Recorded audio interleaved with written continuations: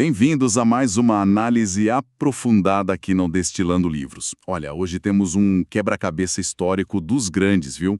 Já pararam para pensar como que pode, né, uma mesma catástrofe, e que catástrofe a peste negra, ter efeitos tão opostos em lugares vizinhos? É intrigante mesmo. De um lado, mais liberdade. Do outro, o contrário. Mais opressão, mais servidão. Como isso é possível, né? Então, é essa questão que a gente vai tentar desvendar hoje, mergulhando fundo no capítulo 4 do livro Por que as Nações Fracassam. Exato. Vamos ver como a peste negra agiu como o que os autores chamam de conjuntura crítica. Isso. E por que os resultados foram tão diferentes, assim, tão dramáticos na Europa Ocidental e a Oriental? É uma história, olha, fascinante sobre como pequenas diferenças lá atrás podem gerar consequências enormes, né? Com certeza, aquele efeito borboleta na história. Então, preparem-se, vamos fazer uma viagem no tempo, lá para a Europa de meados do século XIV. Um continente assim apavorado, à beira de uma pandemia que não só matou milhões, Metade da população em alguns lugares. exato, mas que também redesenhou completamente o mapa social, econômico.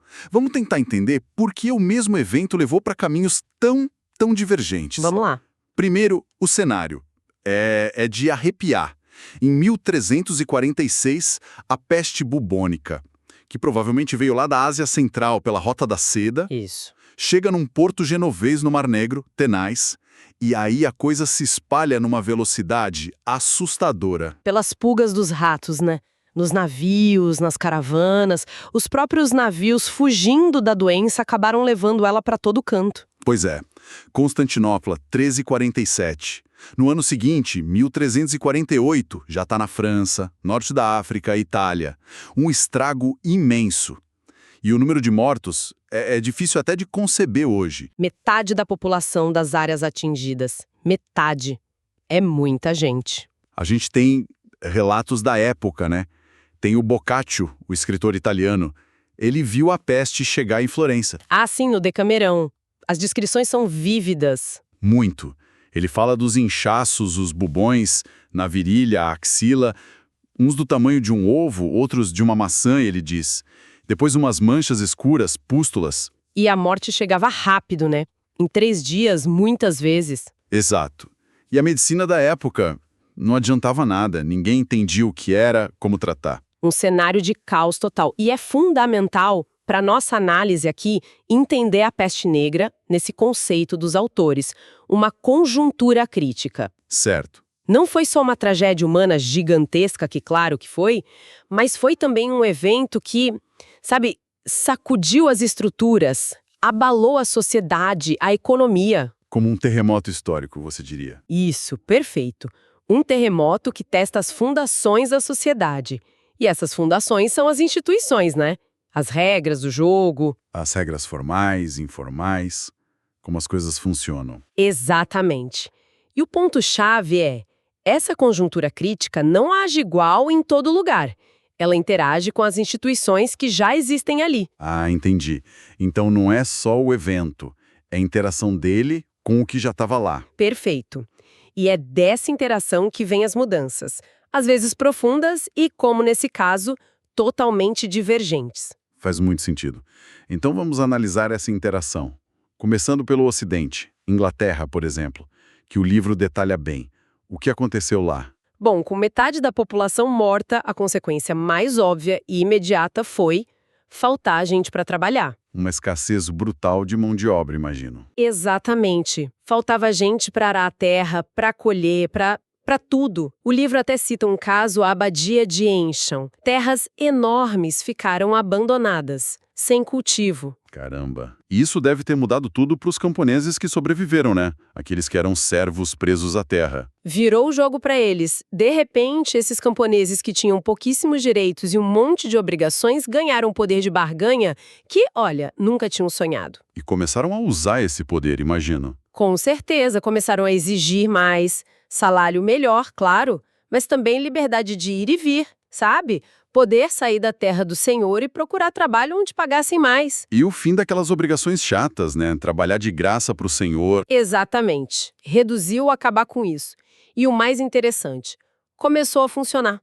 Os salários subiram mesmo. Os trabalhadores perceberam, opa, a gente está valendo mais agora. Claro, a oferta diminuiu drasticamente, mas a elite não deve ter gostado nada disso, né? Os senhores de terra, a nobreza. Gostado. Odiaram. Tentaram resistir com unhas e dentes. A reação foi forte para manter as coisas como eram. E como eles fizeram isso? O exemplo mais claro é o tal Estatuto dos Trabalhadores, lá na Inglaterra em 1351. Uma lei do parlamento. Tentando controlar a situação. O que ela dizia? Basicamente, tentava congelar os salários. Voltar para o nível de antes da peste. Proibia pagar mais e proibia o trabalhador exigir mais. Nossa, que direto. E ia além. Tinha punição pesada, até prisão, para quem largasse um emprego sem permissão do senhor.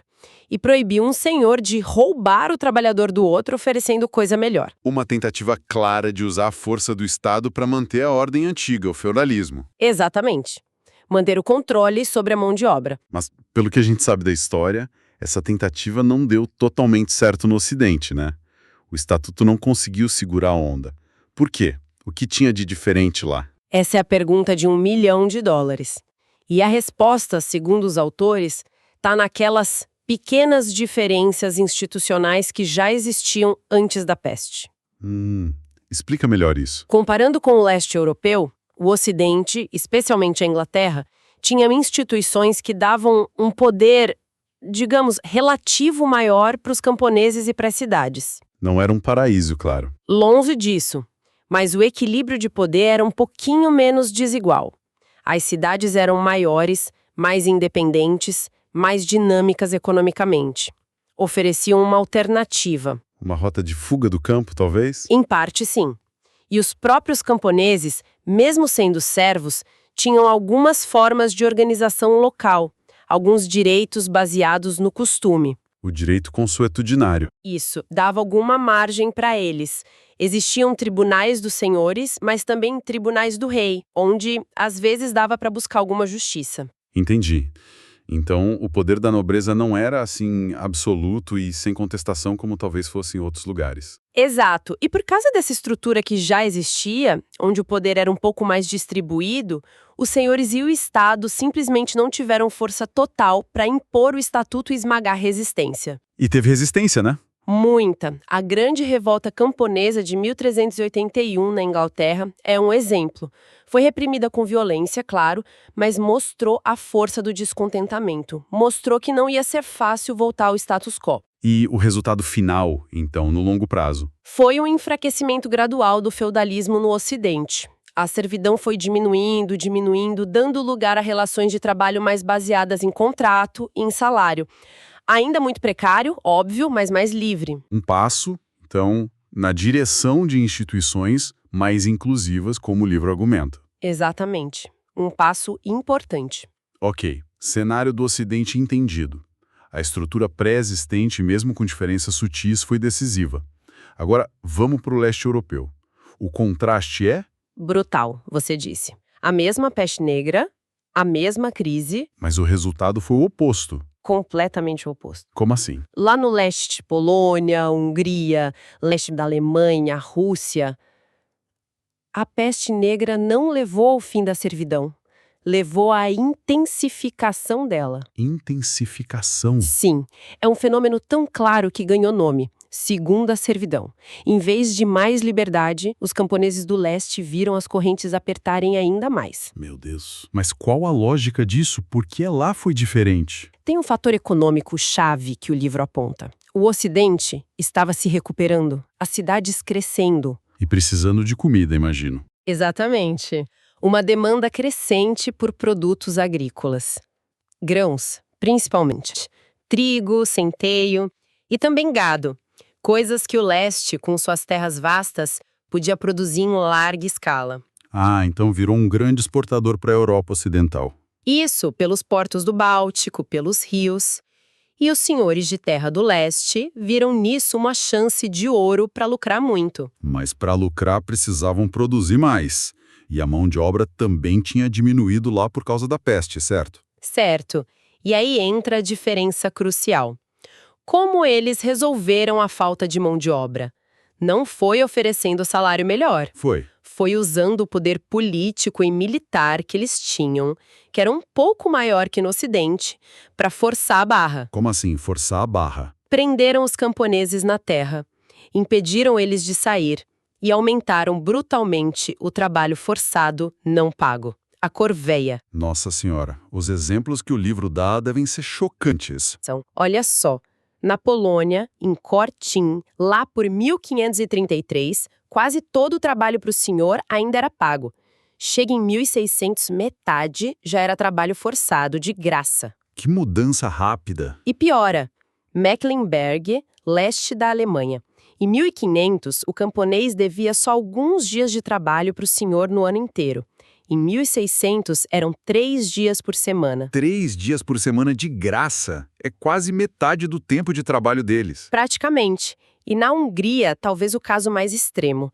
Teve uma revolta camponesa grande em 1514. Foi esmagada e a Dieta, o parlamento deles, dominado pela nobreza, Que eles fizeram? decretaram a servidão perpétua para todo mundo. Os senhores tomaram controle quase total da terra, aumentaram o trabalho forçado. No fim do século XVI, calcula-se que 90% da população rural húngara era servo, essencialmente propriedade do senhor. Que coisa terrível. E aí a gente volta para o ponto central dos autores, né? As tais pequenas diferenças institucionais iniciais. Exatamente, aquela fotografia de 1346, antes da peste. As diferenças entre leste e oeste podiam parecer sutis na época, não era preto no branco, liberdade versus tirania. Mas existiam diferenças. De grau, talvez. Isso, de grau. No leste, em geral, a nobreza era um tiquinho mais organizada como classe, tinha direitos sobre a terra mais absolutos, menos contrapesos. As cidades, menores, mais fracas, mais dependentes dos senhores, E os camponeses? menos organizados, menos tradição de agir juntos, menos acesso a leis ou costumes para se defenderem comparado com o Ocidente. Mas como que essas diferenças que você chamou de sutis de grau fizeram tanta diferença na prática, quando a peste chegou? É que o peste negra, a conjuntura crítica, agiu como um amplificador, um megafone para essas diferenças. Amplificador, como assim? Pensa comigo. A mesma falta de mão de obra que no Oeste forçou a elite, que tinha um poder mais limitado, a fazer concessões, Sim. no Leste, essa mesma falta de mão de obra foi vista pela elite, que era um pouquinho mais forte e unida, como uma chance de usar essa força extra. Ah, para apertar o controle em vez de afrouxar. Exato. Como as cidades eram mais fracas, não serviam de refúgio. Como os camponeses eram menos organizados, resistiam menos. Como a nobreza controlava mais a terra e o poder local, Conseguiram impor leis para prender as pessoas na terra, aumentar o trabalho forçado. isso, transformaram a agricultura numa grande máquina de coerção para vender para o Ocidente.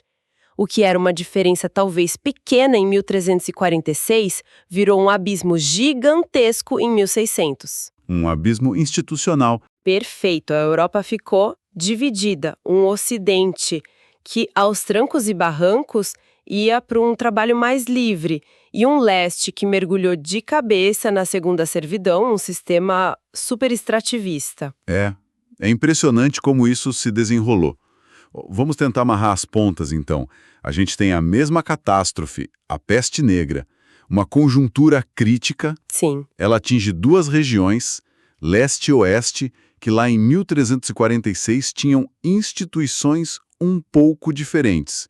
Diferenças talvez sutis no equilíbrio de poder entre nobres, cidades, camponeses. certo. No oeste, essa crise, plus instituições um pouco mais favoráveis aos de baixo, igual declínio da servidão, caminho para mais liberdade. Isso. No leste, essa mesma crise, plus instituições um pouco mais favoráveis à elite, igual resultado oposto, intensificação da servidão, mais exploração. Exatamente essa dinâmica, e é um dos exemplos históricos mais fortes para defender o argumento central do livro. Instituições importam, e importam muito. Mais que geografia, cultura. Segundo os autores, sim.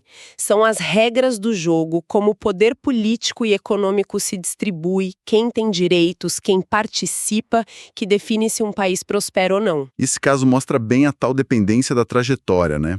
O ponto de partida influencia muito o destino. Muito. As pequenas diferenças lá do começo, confrontadas com o choque da peste, colocaram as duas Europas em trilhos completamente diferentes. E essa diferença não foi só social, né?